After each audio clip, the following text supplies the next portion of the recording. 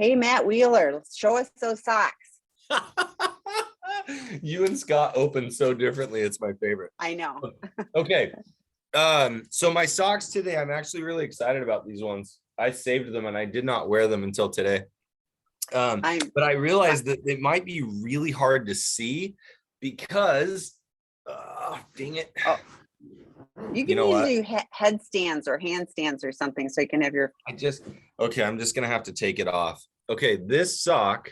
Is it camouflage? It is, but it's actually camouflage.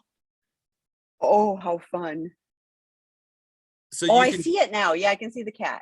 And so there's actually, they're all cats, like of some sort. And I don't understand it, but like there's one cat on the bottom that has a little pink spot. I know exactly what that is. I have a cat. That cracked me up. I was like, I love these socks. Those are funny. So like, I literally was like, I am not wearing those until Tami and I do our next webinar. So there you go. Thank you. Okay. So we're going to now get to questions. So Matt, did you find the questions? I found the one from like, it's really like a month and a half. It's like a month and a half ago. That's how long ago you and I did it. Okay. And so he's going to pull that up, but guess what? This is your opportunity. Throw them in the Q&A at the bottom of the screen and we won't have to save them for 6 weeks. So seriously. Well, we had so many good ones coming in last time. It was awesome. But so I can't even exactly remember what I talked about last time, but I really can open up with one of the things that I think I talked about this last time, but I don't care. I'm just going to talk about it again. There is I think I talked about it with Scott, the hidden regulator concept. And that is we often regulate our emotions with other people, right? And when we are probably a less secure attachment style, which if we're in recovery, there's a decent chance we don't have a secure attachment style. And that's my judgment at the moment, but basically when all of us in our lives look to other people almost to figure out how are we, right? Especially if we're even more insecure in our attachment style, whether we're anxiously attached or dismissive attachment or fearful avoidant, right? Those are the other ones besides secure attachment.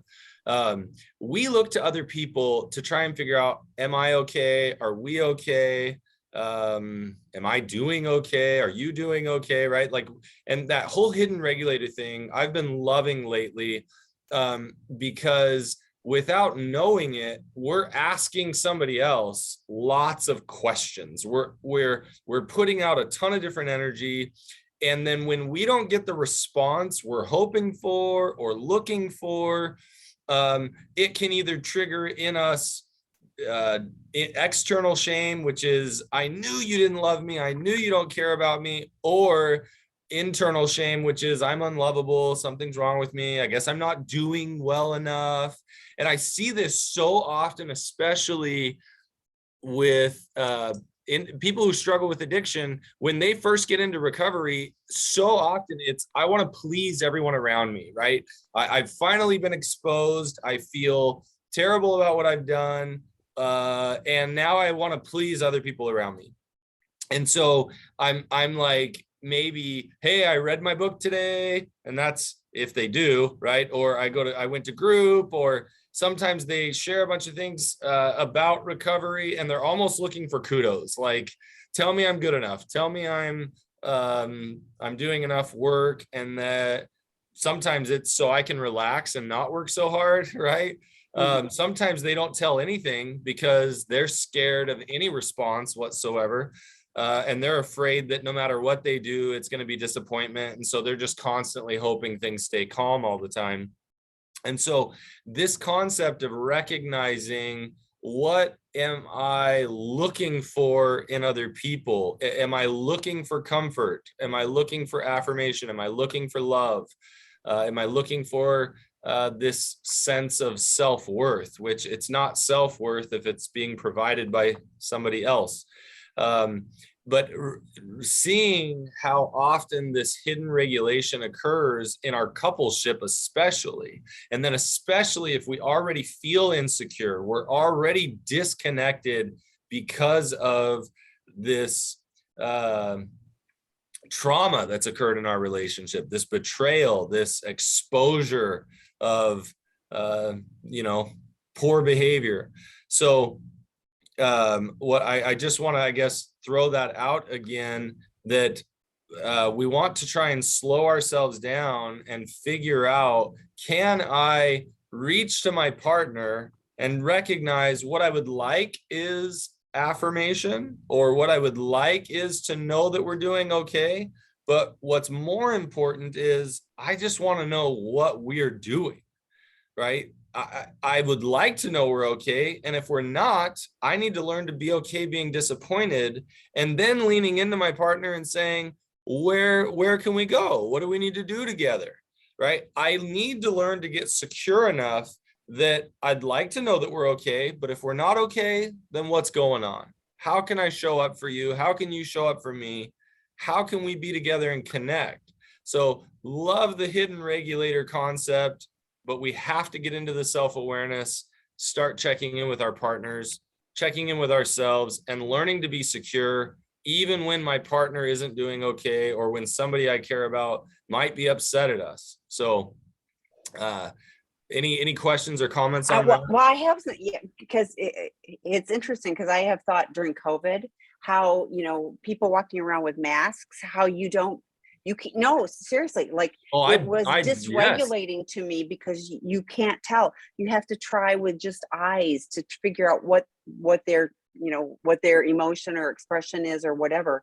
And I thought it'll be this global experiment, like all these children that have grown up during this time, and is there a difference for them? But I was also thinking, when you're talking, it's like, yeah, early on, an addict going, look, I read my book, and a partner going, and you betrayed me for 3 decades. I mean, like, so there's not going to be the ability to go, oh, yay, you read the book. Good for you. Yeah. I mean, so, it is why we say get support, like, because you go to your 12-step group or your drop-in group on sex and relationship healing, they're going to go, great, continue to do that recovery work, and the betrayed partners will get, he read a chapter in the book, and I'm supposed to, throw him a party, and the rest of the betrayed partners are going to go, I have the same thing, so like you get validation and affirmation from people who are able to step into that support space. And then, yes,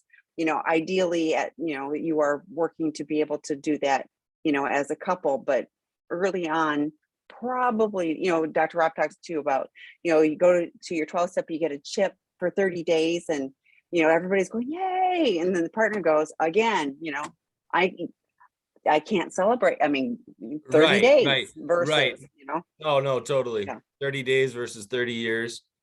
No, absolutely. And as you're saying that, I'm kind of chuckling, because I guess there's this part of me that I'm talking very much like when we learn to have a secure attachment, and we recognize all that self-awareness that I'm talking about, right? If you're early in the recovery process, that is so hard to do. I'm actually trying to give you a vision, not only of what currently happens, but also where we're trying to get to. Yes. Like, it's terribly difficult because I don't know that it's always healthy to be the hidden regulator and regulate our partner. In fact, I'm going to suggest that it's really healthy for us to learn that I don't need to regulate my partner. I want my partner to learn to regulate, and then we can co-regulate together. Yes, I love that.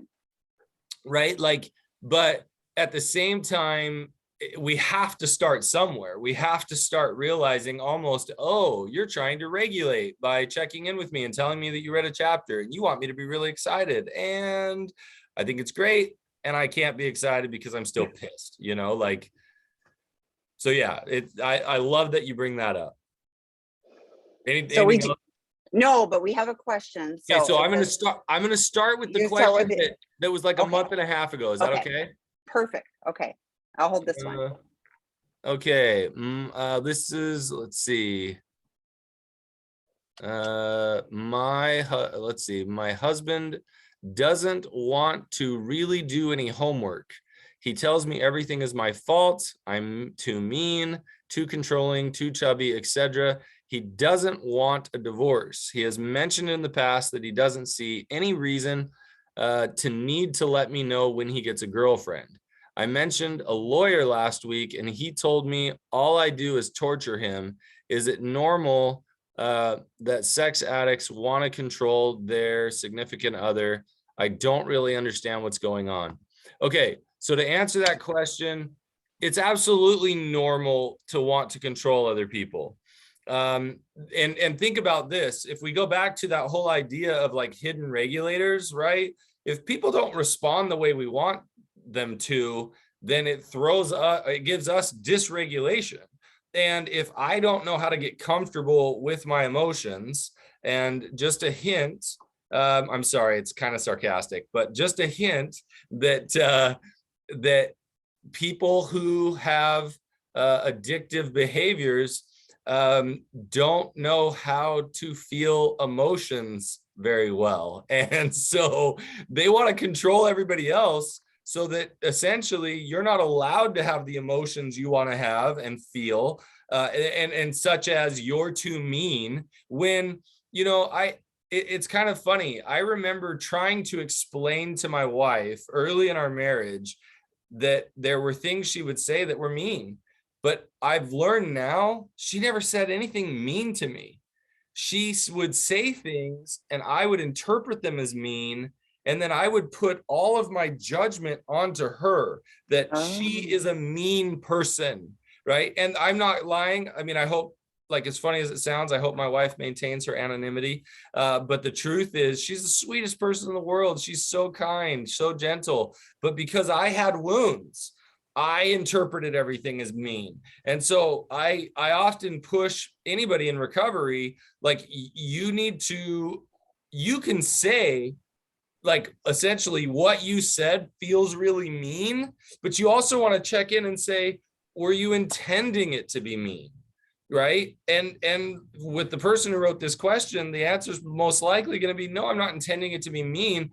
I need you to know I'm hurting. I need you to know I'm in pain. It might be, yes, I'm trying to be mean because nothing's ever worked except me being mean. And that's the only way you ever listen to me.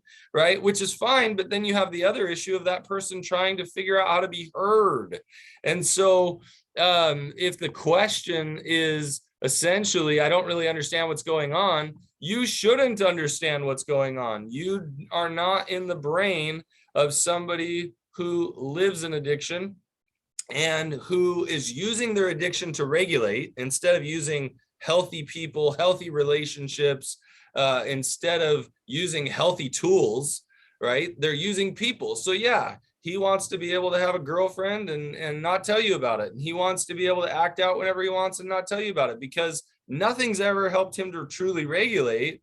And so he wants to take everything into his own hands, and then you're the bad guy. Well, it's super unhealthy. There's nothing healthy about that in his situation. And he needs to learn to gain a greater emotional tolerance. So I think that was the question, Tami. Yeah, well, but for somebody who doesn't give a rip about gaining greater emotional tolerance and wants to continue to, no, seriously, No, you're right. What I hear from in that person is, they're being told that they're like body shaming. Oh, I mean, totally, like everything, is their fault. And this, he wants this cake and eat it too. I want to have my girlfriends. I don't want a divorce. I want you to hold the home front, totally. but I want to do whatever I want. Well, emotionally immature, but also, compulsive behavior and blame shifting that it's your, totally. nothing a partner does or doesn't do, is going to do that. So I always go to, what does a betrayed partner need to do? Now I heard, consult an attorney. Good, that then that's information and knowledge, of like, if you end this relationship, what does that look like? But I also am sad that like he has all the power, and I know that that's just an addict wearing partners down. So I get all that, but that he doesn't want a divorce. Well, what do you want? He wants to have his girlfriend. Do you want him to have a girlfriend? I mean, if you do, Right. all fine. I don't think so, but so how do you have healthy boundaries for safety as a partner? You can have a girlfriend, but then you need to leave, and here are the divorce papers. And I say this flippantly, but I don't mean it that way. I mean, it's like, if you choose this, then I need to take care of me, and that's going to look like this, Yeah, So, I've worked with couples where one of them will say, look, I don't like it, but if she has a boyfriend, then I'm gonna have to be okay with that. And and me personally, I know what I could or couldn't do, and I'm like, okay, well, as a clinician, let me figure out how to help you have the most peaceful, happy life you can have, right? And so boundaries keep coming back to, what needs do I actually have, not like, how do I control their behavior, but like, if early in recovery I can handle, for instance, a certain level of acting out behavior while he gets his stuff together, right? Okay, that's fine. You have to figure out what that looks like. And so then the boundaries start becoming about, like, well, what are the needs that are actually coming up for me? And so I guess we talk about boundaries. It's the hardest thing for me to try and explain unless I'm talking to somebody and I'm exploring with them what their needs are. But absolutely, we want to have boundaries. We want to, we can say, you know what, I have a certain tolerance right now. And within a certain amount of time, my hope is he gets his act together. And if at the end of that amount of time, within yourself, you say, you know what, I'm at peace, I can be done, I can end this relationship, and that's what you feel is best, well, then be done and end the relationship. But if you're like, no, I need to wait a little longer, well, then wait longer, right? There's no shame in that. You have been waiting this whole time, hoping they come around. And if you feel like you can wait longer and you can go through more pain and trauma together while they get their act together, go for it. I always struggle with the amount of judgment that seems to come.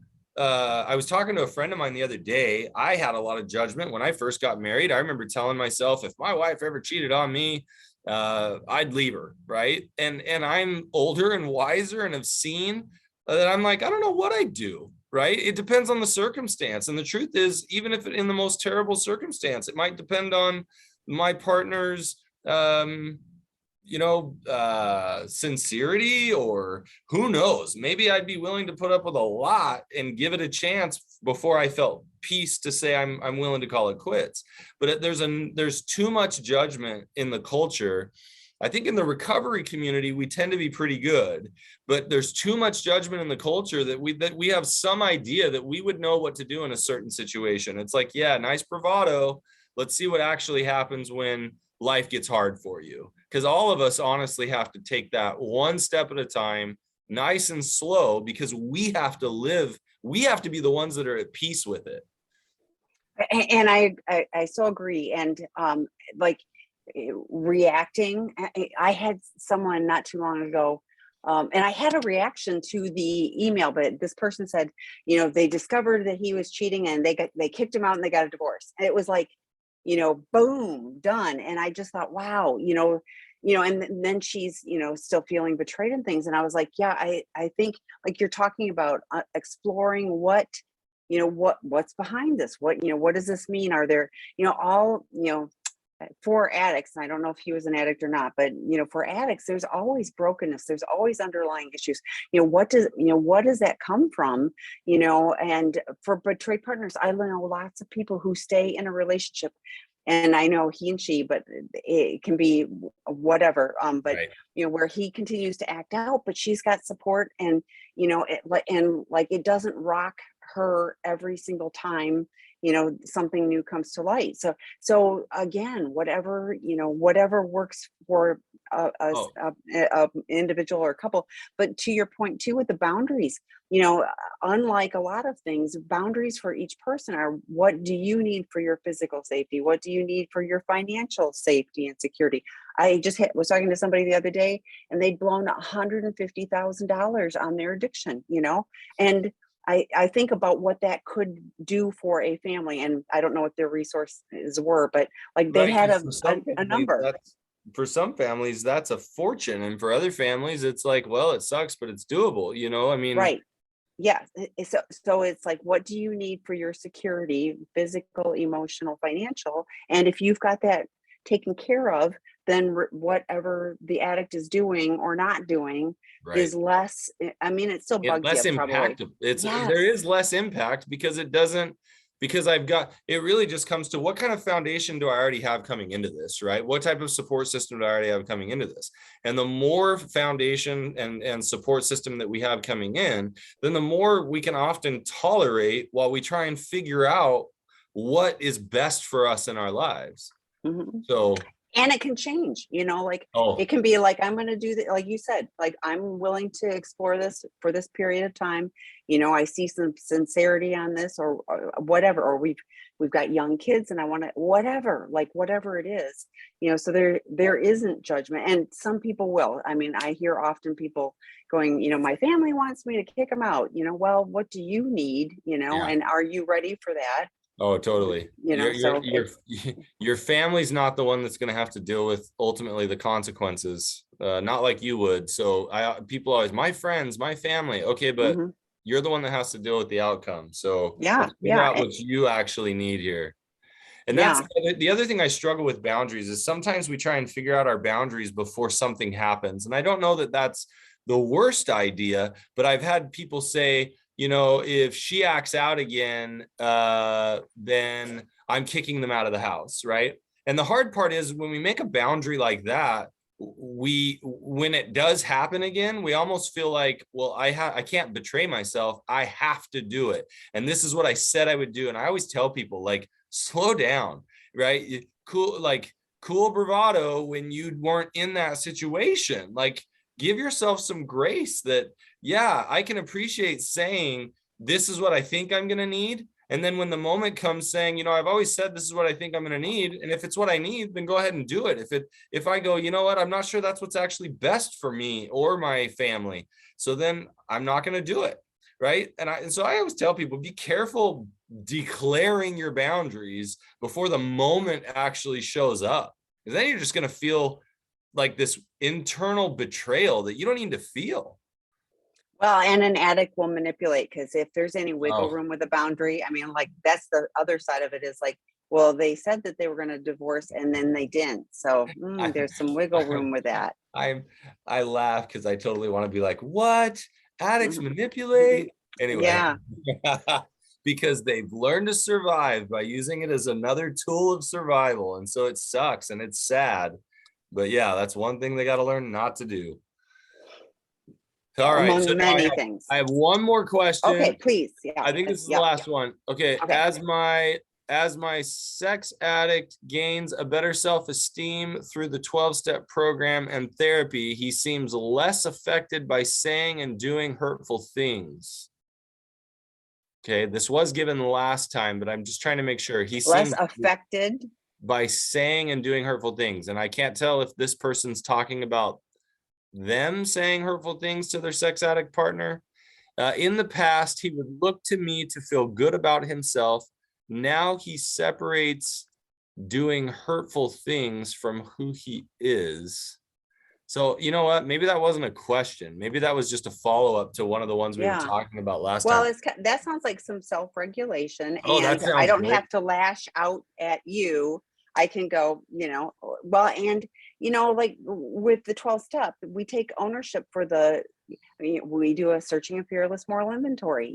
That is the light and the dark. We're making sure that we're accountable for the things that we have done that have been hurtful. We make amends. I mean, there's a whole process for doing so. So yay, if that person is Oh, actually totally. doing the 12 steps and finding that I freedom. I would actually say that that is a sign of progress for all of us. If somebody says something and I'm less hurt by it or not hurt by it, that actually shows that I can maintain emotional tolerance and realize that you might say hurtful things, but the truth is that's just showing me you're hurting. And so I think that's wonderful progress. You can often tell if somebody is growing emotionally if they're not taking things personal that really shouldn't be taken personal. So Yeah, I found a lot of benefit in being curious. You know, Matt, when you said that, like, it sounded like you're upset. Is there something, is there something going on, one of my rather than me taking it personally, it's like, is there something going on? Oh yeah, one of my favorite emotions, and I tell people this, one of my favorite emotions is confusion, because confusion means I don't understand. I need more clarity. And when we have confusion, when we feel confused, like bewildered, right, we can go, what's going on? And that what's going on is the curiosity that you're talking about. What's going on? I'm not sure how to interpret what you're telling me. Can you tell me more? So before I take offense, before I get defensive, before I go off the handle or scream or yell or whatever, I want to know what's going on. So I often try to teach people, learn what you're reacting to before you react. You're going to be much more precise in your behavior if you can figure it out. So when you talk about that curiosity, that behavior is amazing. So start recognizing when you feel confused, bewildered, dumbfounded, whatever words you want to use, like what the heck is happening? Perfect opportunity to use the curiosity that you're talking about, Tami. Well, and the curiosity is like, my initial reaction is I'm going to be hurt and offended and everything else. So taking that little sidestep and going, I think I'll be curious, like engaging my executive brain and going, I think I'll be curious, rather than oh my gosh, they're doing this to me, has, like, it just gives me that couple seconds pause to go, there's more to this story, and I don't have all of the information. I'm seeing it through. A friend of mine uses, we sometimes think that, our lens is the only lens, and he talks about things being in a prism. So you and I can be looking at the same thing, but we're looking from different sides of the prism. And so we're seeing different things. And so it's really helpful for me to remember that my lens is not the only lens. Right. And the more curious I am, I'm going to get other perspective about, and then I'll have more information, which again can be in my executive brain rather than in my lizard brain that's reacting. So exactly. A good thing. So yeah. Okay. Ready for questions? Let's hit it. Okay. My SAPA partner and I need some insight. He has looked up naked pictures of a handful of specific celebrities in the past. He downloaded a movie starring one of them last week and watched it while I was sleeping. Several days later, Googled naked photos of her. He didn't relapse, as he has never been in recovery, but claims he wants to be. He has just started SA 101 work group on sex and relation, on the seekingintegrity.com site. He claims he was not an AO. He was not, I think it means acting out. Acting out with the movie, and that is purely coincidental. I call BS. What's your take? I call BS too. Remember that Matthew McConaughey movie with, I forgot what it was, but they called that. I agree. So thoughts, Matt? Oh yeah, you're talking about How to Lose a Guy in 10 Days. Yes, yeah. That's what, and they play the game. They play the game BS. Yes. I was like, what? No, I totally get it. That's like one of my family favorites. Okay, so we're gonna explore this a little bit, because I think I think it might be BS, it might not be. So let's walk through it. So here's the hard part. If I had somebody that I was working with in individual therapy and they told me, like, I was watching a movie starring a specific celebrity who I've looked up naked pictures of, and then they said to me that they weren't acting out, right? I would ask a lot of questions, because I would be like, hey, talk to me what was going on. Like, did you notice anything going on in your body? Did you notice any, escaping fantasy thoughts, anything like that? Now, let's say, for instance, in this case, it purely was coincidental. And that there really wasn't any unhealthy behavior. The problem I have is when you say that several days later he Googles naked photos of her, okay, that to me doesn't feel coincidental. And so then we need to have a conversation of, are you unaware that watching a movie of somebody who you've already Googled naked images of could very easily just be a preoccupying behavior. Because if you're not realizing that, well, one, what other issues are happening in your life that you're not aware of preoccupation, right? Leading behavior, right? That essentially puts you into a bad place. So even if it is purely coincidental by watching the movie, do you have the awareness to realize that essentially you're gonna slide into an unhealthy place where you do act out by Googling naked photos of her? Because that's super unhealthy, right? Because now essentially you're telling me, no, I wasn't acting out. But really what you're saying is, no, I didn't have any awareness that I was doing anything unhealthy, but I've got behavior that follows it that, I don't know why this happens every time. And it's like, yeah, if you're noticing a pattern, or even just recognizing a one-time deal of, I got to be careful. I watched a movie of somebody, and then later I was tempted to look up naked photos. This happens all the time, by the way. This isn't healthy. Where somebody will see an actress or an actor and then later Google and want to know if there's any naked photos out there of them. That right there is totally acting out behavior, right? Now it's tough because I want to honor that some people have different center circle behaviors, middle circle behaviors, depending on what's going on for them. Like this might not be a center circle behavior looking up nude photos, but eventually I have a hard time believing that wouldn't be a center circle behavior, especially because it causes pain in the relationship. And so it's interesting because he might be telling the truth that watching the movie in his specific circumstance wasn't acting out. But then I'm gonna say, okay, but you got to lean in. Is that leading behavior? Is that preoccupying? Is that setting you up to ultimately act out? Because if it is, if that's middle circle behavior and you don't realize it, you need to gain the self-awareness here. Because going to Google naked photos of the actress you watched in a movie a couple days before is a no-go. So I don't know if I'm answering your question, because I think you're really asking the question about acting out and is the movie acting out? And it totally could be for somebody. For one person, it totally is. If they have the awareness, they know what they're doing. For another person, they might be clueless as to what they're doing. And they need to get the awareness and clue in. I've had other people that they could watch that same movie and where they're at in recovery, that it's not acting out at all. But with where you're telling me he's at in recovery, I'm pretty nervous and I would want to explore this deeper. And to me, I'm going to suggest there's a lack of awareness going on there. And perhaps he didn't realize, because a couple days later, Googling those photos just screams that there's a pattern that's unhealthy. And I think it's curious that he chose to watch the movie while you were sleeping. Like, would he have watched I like, that was the first thing I was like, if you were awake, would the two of you been sitting there watching the movie together? Because that's a completely different scenario. If that's something the two of you and you would agree to watch, willingly, that's different to me than I'm doing this in secret.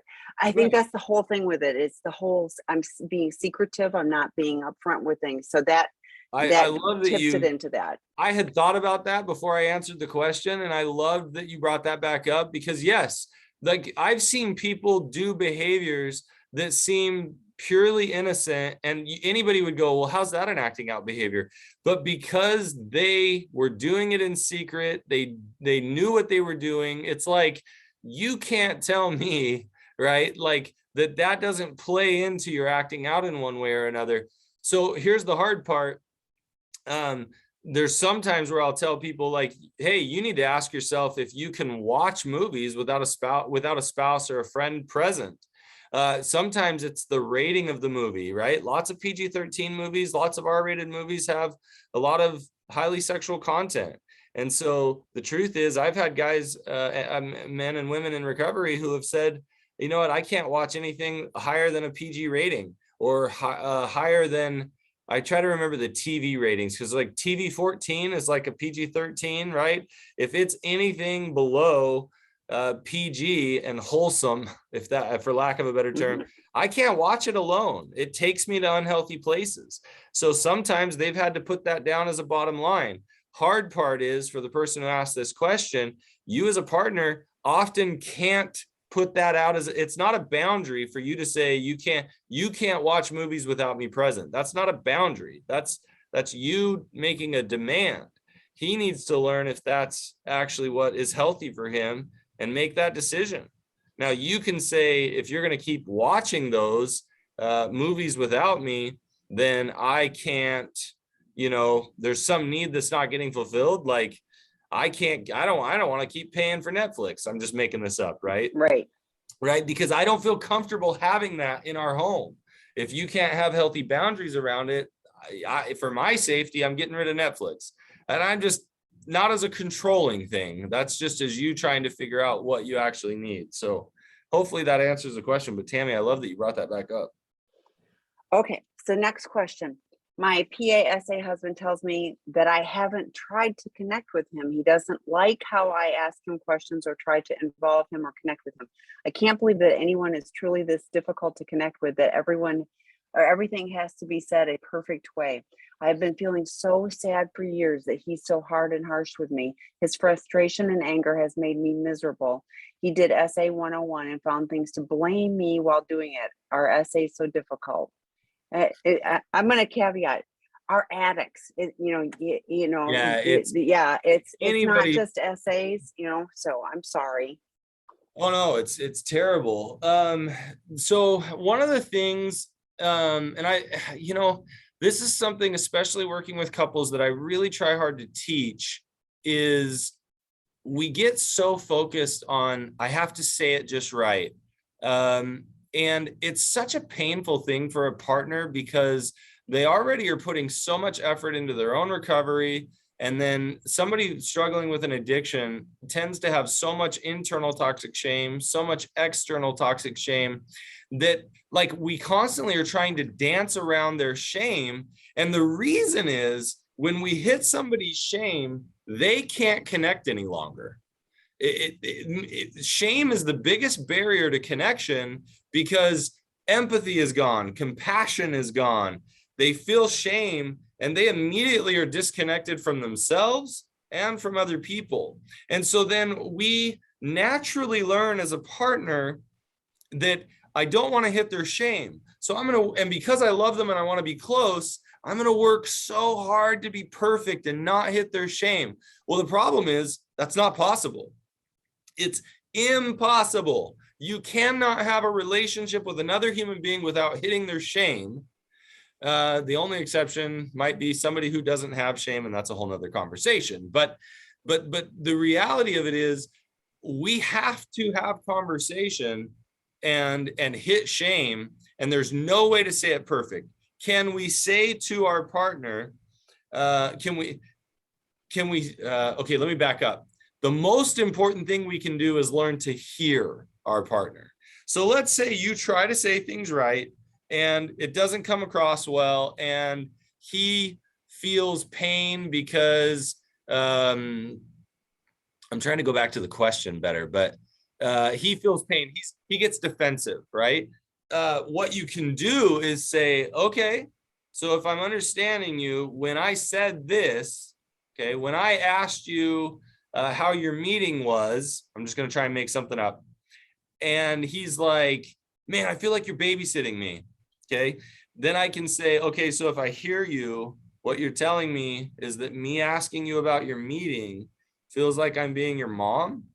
Like, is that what I'm hearing?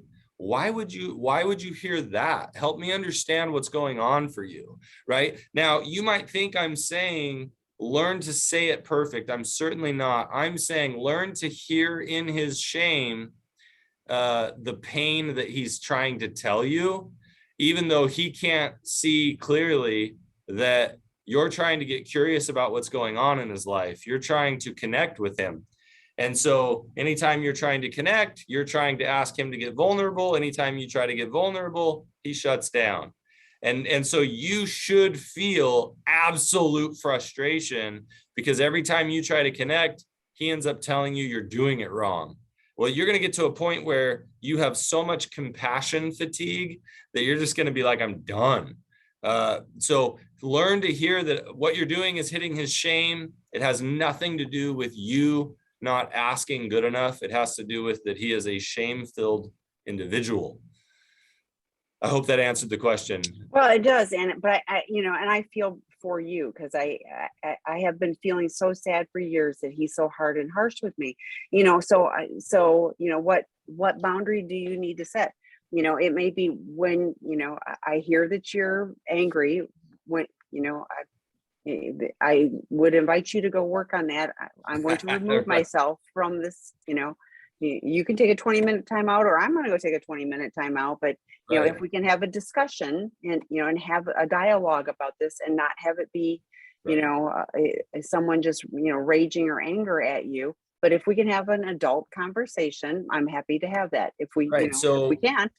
A boundary might be, look, if you're going to keep calling me names, like if you're going to call me names, then I'm done with this conversation and I'll come back in a half hour and see if we can talk more, right? That would be a boundary. Hey, I need to go for a walk. I'm going to take the dog or cat for a walk, and I'm going to, and if you can not yell at me, right? If you cannot raise your voice, right? Then those are boundaries that correlate to what your needs are.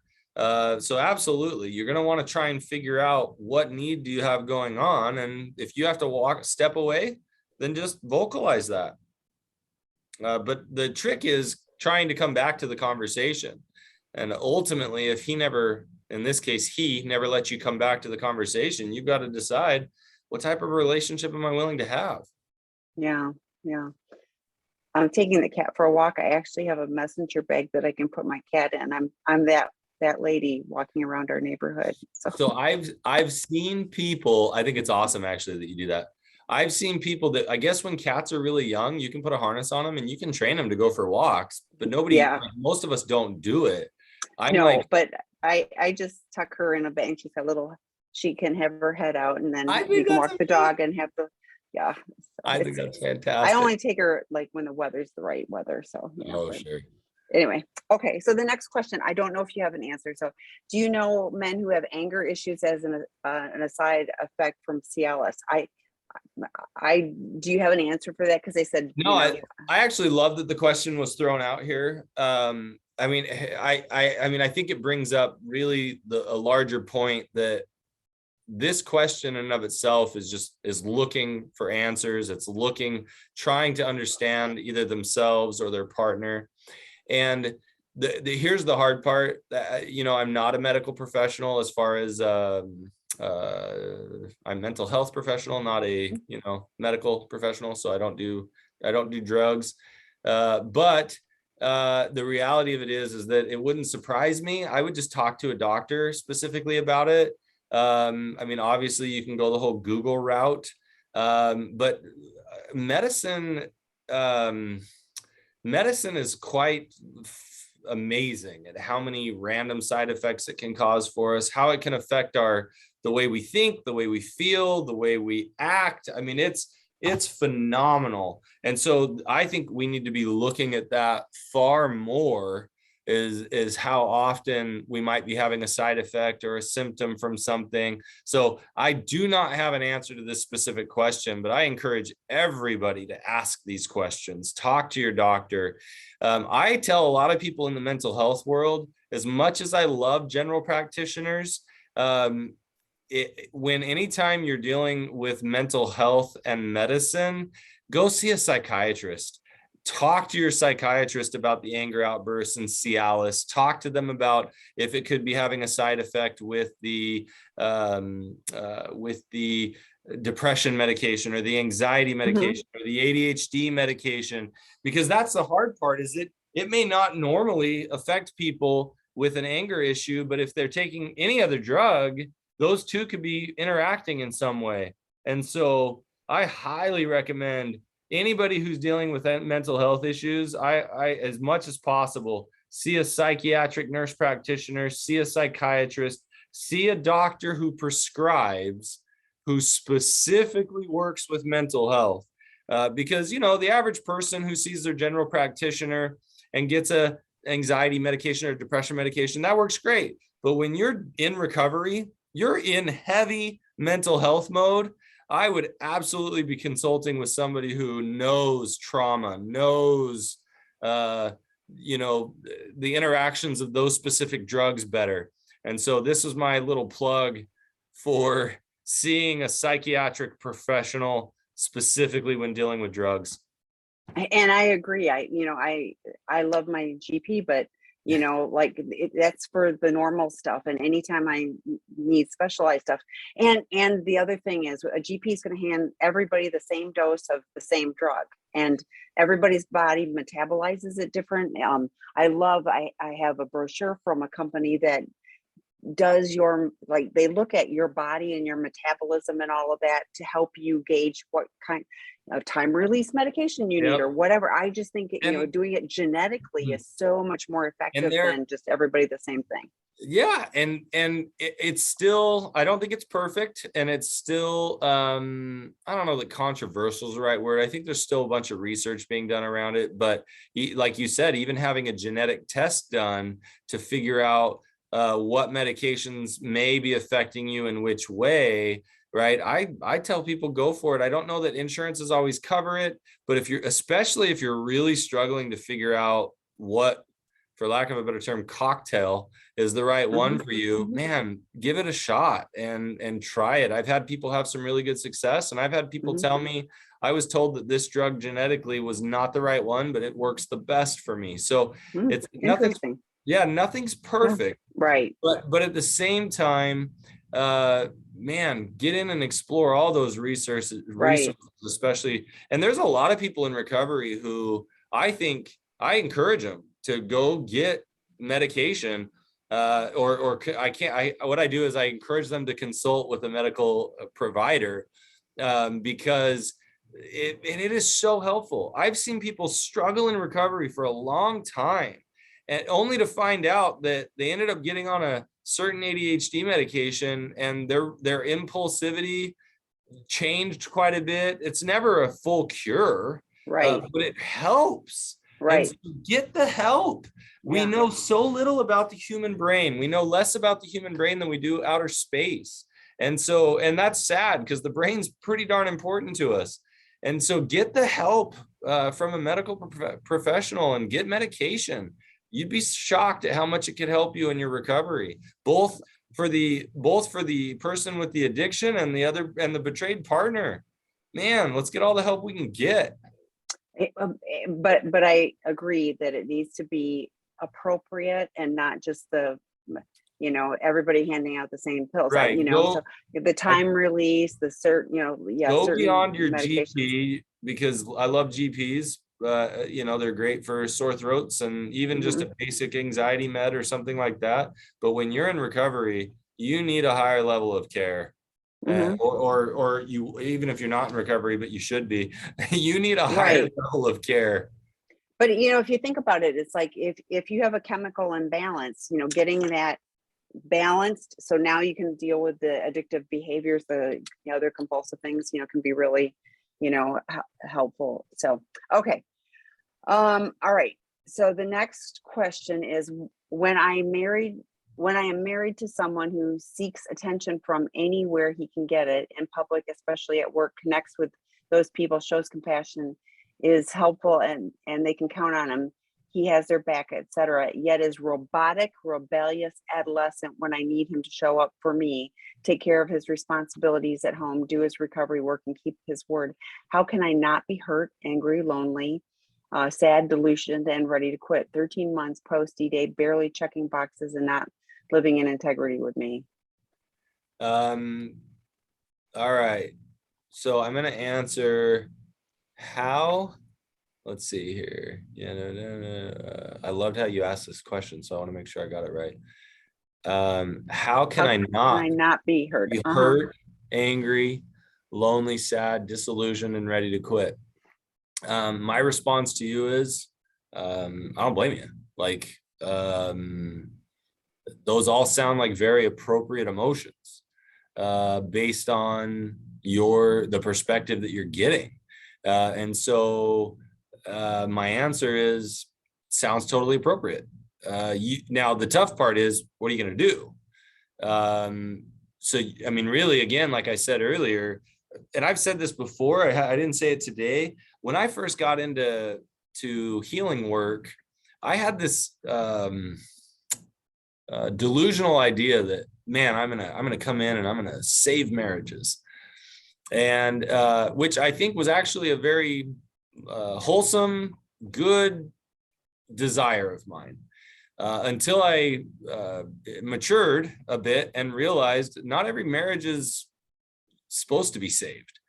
Now, as a clinician, I learned I can't make a judgment. People ask me, should I divorce my spouse? And I'm like, I have no idea, right? Now, if somebody were to ask me, and they don't ask me this, typically, if somebody were to say, if I were your husband, if I were your daughter, if I were your son, right?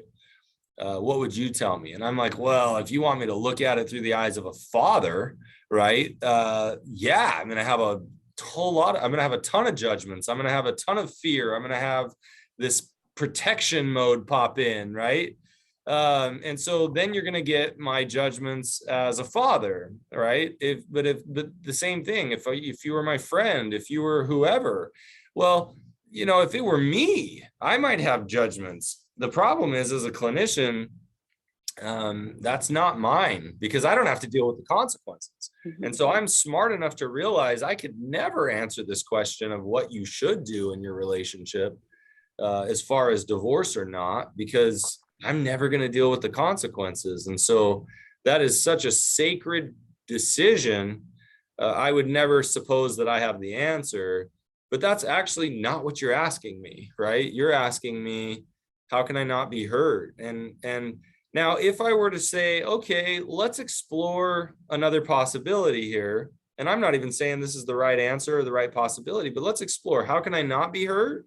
Well, if there's some way for you to gain understanding as to how he can give compassion to other people and connect with other people, but be a robotic, rebellious adolescent with you, then maybe you could not be hurt, because you're able to see he's an immature, I hate to use that word, but it could be accurate, right? He's in an immature place, he's in a wounded place, and that you bring up some wound for him that random strangers aren't going to bring up naturally. And if you're able to go there and have a tremendous amount of compassion and a tremendous amount of empathy, maybe you could not be hurt, angry, lonely, sad. I mean, I think it's impossible. I think in anybody's situation, no matter how well they're able to separate the person's behavior from themselves, it's still healthy to feel hurt. It's still healthy to feel angry, because those would be appropriate. It's still healthy to feel lonely, sad, right? All those emotions are healthy. But maybe you could stay in the marriage longer, but for what purpose, right? Because you have hope that change might still occur. Well, good. I hope it does. I hope you do stay in longer if it's going to change. If it's not going to change, then that'd be sad for you to stay in longer and see life wasted in a sense. But ultimately, you're going to stay in as long as you need to until you finally have peace and you're able to say, I'm at peace staying, or I'm at peace leaving. I think you're going to need to just figure out where peace is for you. But no, I don't blame you one bit. That might be the only take I have. Yeah, I guess I could comment on, it's not uncommon. I've seen this where somebody, I'll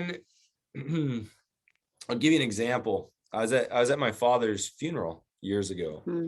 And everybody talked about, I shouldn't say everybody, there was a funeral held just for him in the place that he lived, and it wasn't in town, and it was only the people who knew him in that area.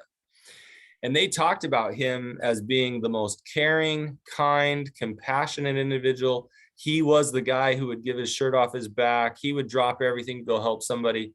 Here's the funny thing. I actually believe he was that way to them. And actually, it was really neat to hear how much he wanted to serve and show up for other people. But I also knew that it was like he couldn't do it for his kids. He couldn't do it for his family. And he was in recovery to the best that I think he could do recovery. And so I have respect for that. But when you talk about this, I go, oh man, I can relate to that, because I think he would connect. That was as deep as he could connect with anybody. And then the people who could see far below that, it was like he couldn't be the compassionate person because they knew all of his shame. They knew all of his troubles and his problems. And so I remember sitting going, oh my gosh, this isn't the person I know. And then I realized, well, this is the person that he was with them. This is the person he could be with them. But most likely none of these people really knew him. And as much as we as his kids wanted to see this side of him, it's like he couldn't go there with us because we knew all the horrible things that he did when we were younger. And so, yes, I do think that, but I guess the problem is that as somebody who sits in your position as a spouse, you have a lot of hurt that he can connect with other people, but not me. And my challenge there to you is, what if he can't connect to other people? He can show up in certain ways for other people, but he can never truly connect. And he can't connect with you because he can't connect with anybody. Not yet anyway. Maybe he never can. Maybe he never will. But you are in such a vulnerable spot to see all of his miserable past that then he gets robotic because he doesn't, and he becomes the adolescent teenager because he doesn't know any other way. That doesn't really probably give you any solace, but it might give you some understanding of what might actually be happening there. And again, it's all speculation. I don't even know the truth about my dad because that's just the judgment I had to come up with. It's a gracious assumption. And my hope is that, you know, he tried to be the best person he could as long as people didn't know the ugly old side of him, if that makes any sense. Well, it does. And I was thinking, because it's really easy to have a facade up for all, I mean, it's very compartmentalized. I can have a facade. I can be, a great employee, a great whatever, a great mentor, but it's all in a limited thing. And, it's like the Wizard of Oz, what's behind the curtain, Right. and so your whole, you're the mirror where he has to see, the dark, the things. One of the things I think of is it feels like you're still in this with him. Like, I understand you're hurt. When I see that spouses are moving to indifference, when it doesn't hurt as much, that's when they're more ready to call it quits. So I don't hear that with you because you're still feeling all of those very painful emotions. I like Matt just said too, I would invite you to think about, and no judgment, but if in 13 months this is still your reality, are you okay with that? And if you are, it's all fine, and 26 more months, are you? I mean, so kind of visualize. I often think, just having a framework of, do you see any progress in the last 13 months? I guess that would be another marker. Right. Then go ahead. I love that, because if I can look back over the last 13 months and I see progress, well, if this is the rate at which progress is going, can I be okay with that? Right. And every human's different with this one. Every human is different. Like, some people are like, look, if this is as far as they can go, I can deal with this. At least now I know. Other people are like, no, there's no way. So then so there really is no judgment, because everybody's got to figure out what their tolerance is and what's right for you. And we could line a dozen people up and with, very similar circumstances, and everybody have different, needs and wants and everything else. So what's right for you is what's right for you. Yeah. And we're here to support you, but come back on. we can't make any decisions. So hopefully that's helpful. And Keep asking questions. It's interesting because I definitely go to the gracious assumption. I try and do it with everybody. And that is, that maybe they're not being fake with other people. But as soon as, maybe that is truly them saying, if I can, the word facade, I struggle with it because it has such a negative connotation, but it's like, if they can say, look, I want to live a new life, and I can be kind and fun and polite and helpful and all of these things, as long as people don't go deeper with me, right? Mm-hmm. Well, then they're going to live their best life trying to be as good of a person as they can, knowing that that's as deep as they can go. But it's such a painful place for a partner who's like, I want more. And why Or wouldn't that's you as want deep as they're more? willing to go, because of the fear, or, I mean, Right. it's complicated and we're out of time, but to me, it's like, Totally. this is a person that is like, I can get all of the kudos and, like you were saying with your dad, it's like, it's like, oh, what a great guy and all of this kind of stuff. Right. And, so I was glad people remembered him that way. It was just totally different than what we than your experience. Right. Yeah. So, but no, it's a beautiful thing, trying to understand people, trying to understand relationships. And so I'm glad you guys jump on here and ask very complicated questions. To me, it's fun and it's fun. And it's also hopeful. I'm hopeful that you'll find the answers you need to live your best life. And I agree. And it sucks that you guys, the betrayed partners and the people struggling with addiction, it sucks that life has given you this hand. And what are you going to make of it? Exactly. I was going to say, we're all dealt a hand, and, we can compare to each other's, we all have stuff. So it's like, what do you do with the stuff that you've been given, and how do you move forward in a different way? And I know for sure, because somebody on an earlier a webinar this week said, is there any hope? Can things change? And I'm like, we wouldn't be doing this work if we didn't know for sure that people can change. But they have to be willing to do the work. And unfortunately, we've heard in here, some things that are like, he's not willing, he won't do. And that's incredibly sad, because an addict who doesn't decide to change is stuck in a very small and painful world, and creates chaos, and for everyone that's deeply connected with them as well. So, but there's hope. So thank you, Matt Wheeler. Great to see you. We'll see you guys next soon. time. Bye-bye. Bye.